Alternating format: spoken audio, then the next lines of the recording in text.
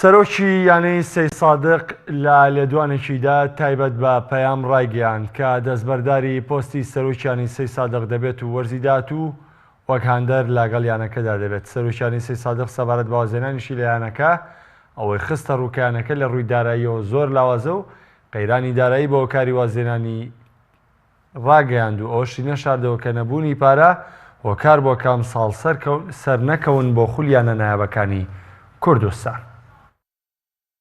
بێگومان ئیشەڵا بەم نزیکانە من دەستبەرداری پۆستی سەرۆکی یانەی سەید سادق بم. ئەو هەواڵەی کە بڵاو بۆتەوە بێگومان زۆر نزیکە لە ڕاستیەوە. هەندێک التیزامات ماوە دوای تەواوکردنی ئەوانە بێگومان دەستبەردارێ بین و دەست لە کارێکێشینەوە. دوو هۆکار هەیە، هۆکاری بنەڕەتی یان با بڵێن هۆکاری یەکەم ئەوەیە کە ئەم یانەی هیچ داهاتێکی نییە و تەنها بۆمانەوەی لە خولی پلەیەکە ساڵانە هەموو وەرزێک پێویستی بە 80 ملیۆن دینار هەیە.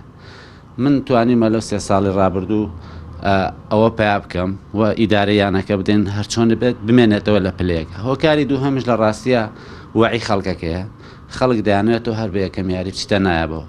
لە کاتێکە یانەیەکی بێداهاتی وەکو یانەی سەید سادق ناتوانێت تەنها 2 یاریش تەحموڵکە لە نایابە، لەبەرەوە ئەگەر بچێتە نایابیشەوە ساڵانە 600 بۆ 700 ملیۆن دینار پارەی پێویستە.